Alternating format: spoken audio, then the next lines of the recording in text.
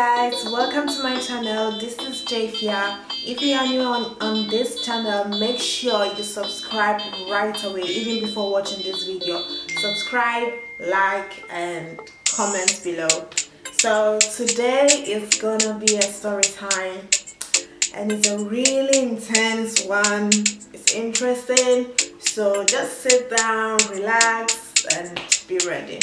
So this is basically about when I think it was about 2-ish years ago, yeah, and I was here in the UK. It was my first year here in the UK and I nearly got deported. So this is the whole story. Now let's just get into details.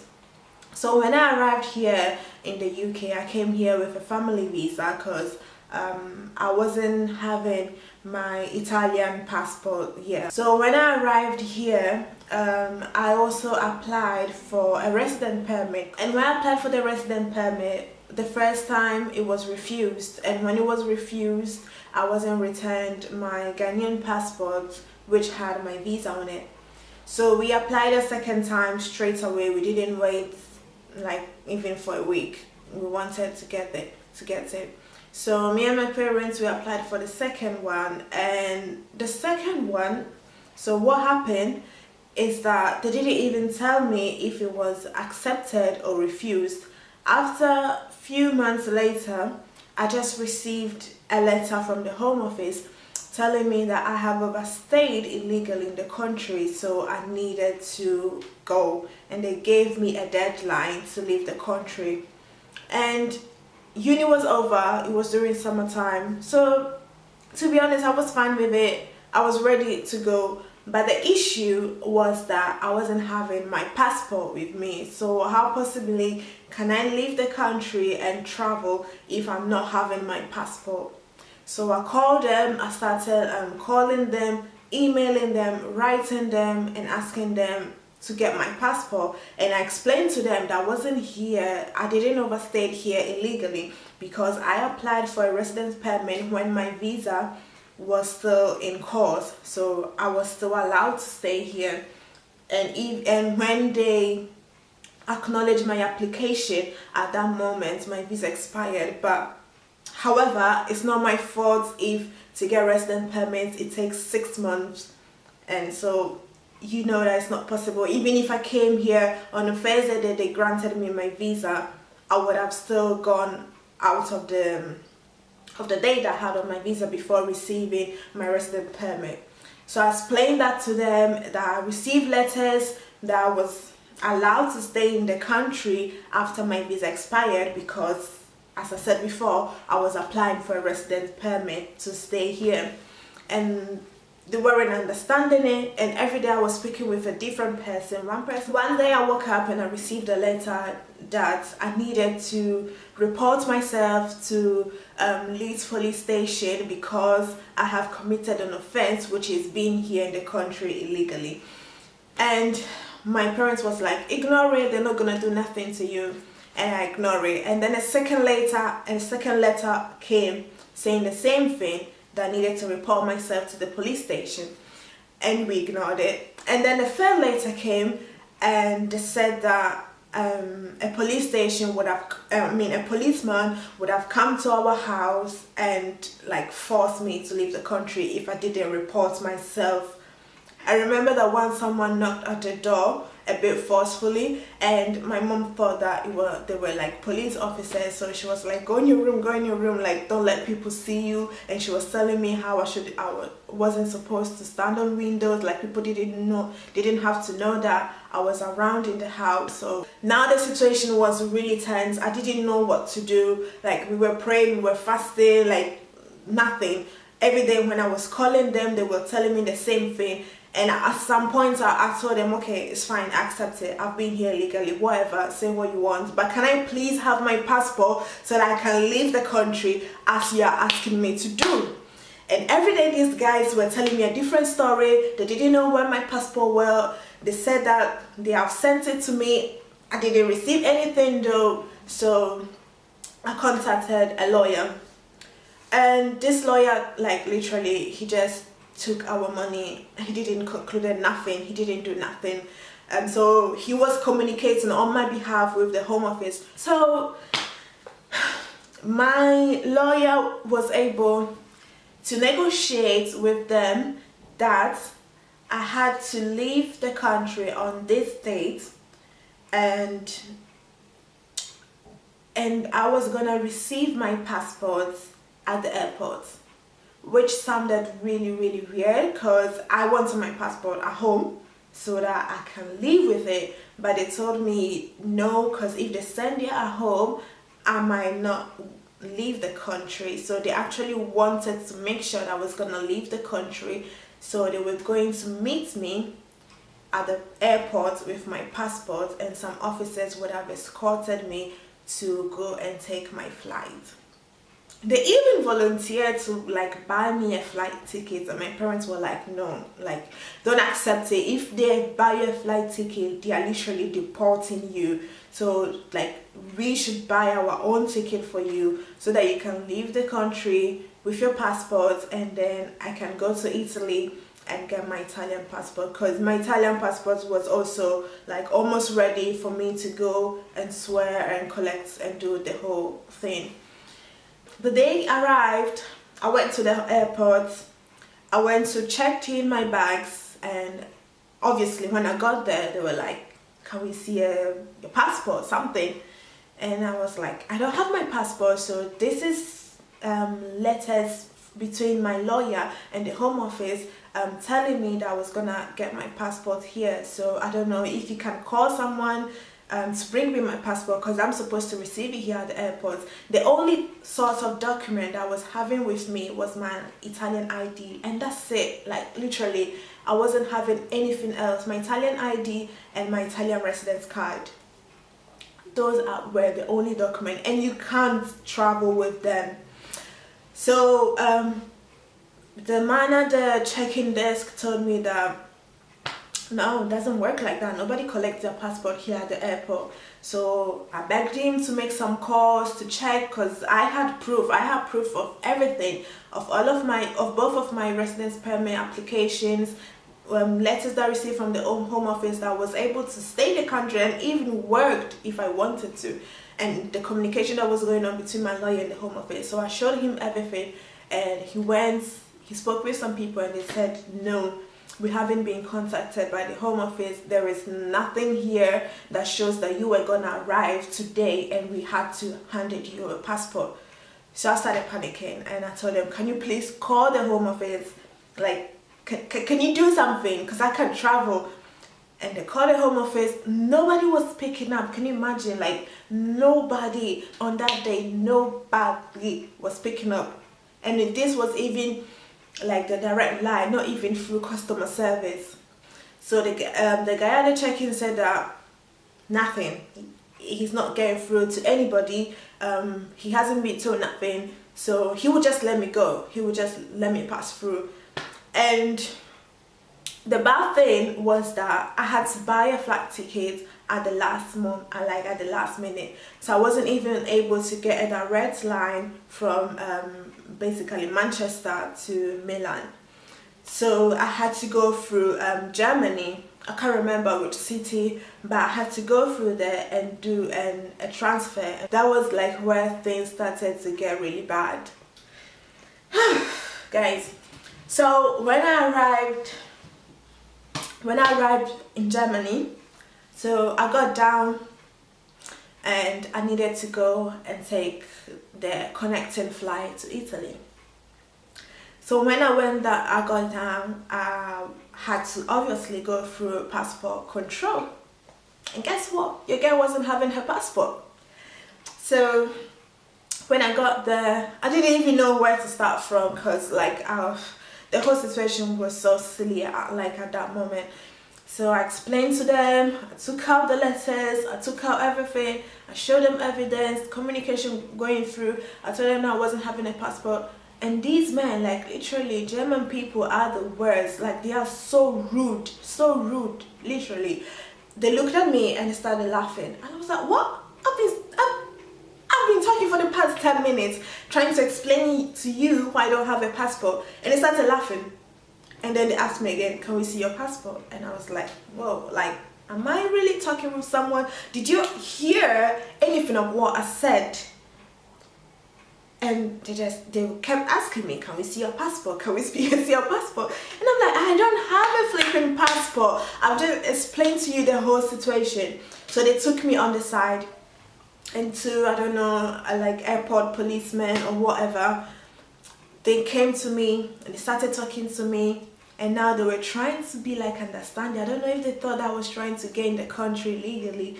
They were like, okay, please, we need to have your passport. And they were even having this weird German accent. They didn't understand nothing of the things I was saying in English. My English was bad at the time, but I was way better than them. And they went down. I was sitting down and they went down. Can we have your passport? And like now it's funny, but at the time I was getting so annoyed and so frustrated because I've actually told you that I don't have a passport. And this is the whole situation. And so they left me there. They started talking between themselves. And at the time I was trying to call the Home Office, nothing. Trying to call my lawyer, nothing. Like it seems that everybody just decided not to pick up my calls. I was trying to even get to my parents, nothing. So they came again and they told me if I have any sort of ID, and I said yes, I have my Italian ID and the Italian residence card. And then they said, but why don't you have a passport? And I told them again the situation, because they came with another person. And they said, how is it possible that the Home Office would tell you to travel without passports and collect it at the airport? This is not possible. You are telling a lie. You need to tell the truth. Where is your passport? How come you are traveling without your passport? And they even took my Italian residence card. They looked at it and they asked me, is this yours? Like this guy actually thought I was having a fake document. And I said, yes, this is mine. And I've explained the whole situation. I'm not lying. Like 3 people have asked me the same question. I've been telling the same exact truth. I'm not lying. Like they have my passport. I'm not trying to get into Italy. I'm not trying to get into the country like with fake documents. That's not my intention. I've lived in Italy almost my whole life. I don't need to do that. So they said, can you come with us? They took me into a room. And there were loads of policemen. I think there were about like 6. Some of them left, I think probably to do other stuff, and 3 were there with me. So I was in this room and I was alone. It was just one chair and a table, and then there was like a glass, I don't know how to call it, like a glass window, a glass barrier, and they were behind it and they were talking between themselves in German. I didn't understand nothing of what they were saying. So they were just talking between themselves. And one person will open the door, ask me the same questions. I will say the same thing. He will leave. Another person will come, ask me the same questions, and then he will leave. And there was this one among them, like he was the worst. He was the worst. He was actually insinuating the whole time that I was traveling with fake documents. And he was asking me, how did I manage to get this residence card, the Italian residence card? I'm like, what the heck? This is not fake. And thank God I wasn't panicking. I don't know for what reason. I was totally calm. Like I was praying in my head. I was like, God, please deliver me through this situation, like, and let me be calm. Because I think that if I was panicking, if I started crying or shaking or anything, they would have thought that I was actually lying. But I was calm the whole time. I was like really, really calm. And I was always saying the exact thing when they were asking me questions. I was giving to everybody the exact answer. So then they asked me, what were you doing in England? What were you doing there? And I said, I'm a student. I'm living with my parents. And then thank God I was having my student ID with me. I don't even know why I took it, but thank God I was having it with me. And they said, what can prove that you are a student there? And I looked into my bag and I said, yeah, I have my student ID, which shows that I'm enrolled and it's a 3-year course. So they looked at it and they said, yeah, okay, but still we don't understand why you don't have a passport, we can't let you go. That devil was sent for me, that one. He kept insinuating that they shouldn't allow me to go and my documents were all fake. But there was one of them, like, he saw my student ID, he saw my Italian resident card, and he took it. And that guy, like, I think he was telling him that it was fake because the way they were holding it, they were looking at it like this, and then they were looking at me through the glass, and I was just sitting there not understanding what was going on. And then they took my ID, and I don't know if they scanned it, but like they took it next to the computer and they started typing stuff. So maybe, I don't know, they scanned it, they put in the computer my unique number that was on the card, something, I don't know what they did, but something showed to them that my card was actually legit and it wasn't fake, and it was actually me sitting there. So they came and they said, fine, okay, fine. Like, this went on for almost 2 hours, and when they released me, I actually had just 15 minutes to go to the gates and catch my next flight. So the nice guy came and he told me that I can go. So they understand the situation, but I need to get passports. I can't like travel. And I said, yeah, I know, but it's not my fault because it's the Home Office that have been playing me. They have been playing me all this while. And when he was telling me to leave, the devil was like, he got angry and he started saying, no, we shouldn't let her go because she has fake ID. How can she travel without a passport? And they said, no, she can't go because she's going to Italy. She's not coming here. We're not letting her entering like German country. So Italian people would deal with her. She said she's from Italy, so they would deal with her, whatever would be the case. So they allowed me to go, and thank God I went. Like, 2 of them was working. They were working with me like till the gates, and they were even having like these big guns. It wasn't the same people that interrogated me. There were like 2 other men. I think these were maybe airport police or military, something like that. And I was in the middle of them walking through the airport as if I was carrying drugs or something. And they walked me, and when I got at the gate, they left me there. So when I was about to board, same old situation. The lady at the desk, she checked my boarding pass, and then she was like, can I see your passport? And I was like, I don't have a passport. And look, I've just been released there, so if you want, call your people, they know me. I've just been passing like the past, I've just been there the past hour answering questions. And then she called them, she talked to people, I don't know what they said, and she allowed me to take the flight. So guys, that was a nightmare. So when I took my flight, I got to Italy. Surprisingly, at the passport control, there was nobody. Like, I was so shocked. There was nobody at the passport control. I got out from the plane and I just walked through. I collected my bags and I went through. I was out. Like, that was the worst journey I ever had. And guys, do you know that till now, I don't know where's my Ghanaian passport. I don't know where it is. Because when I came back, I called the Home Office because I wanted my passport back. It wasn't even expired. So if I want to go to Ghana, I can use that.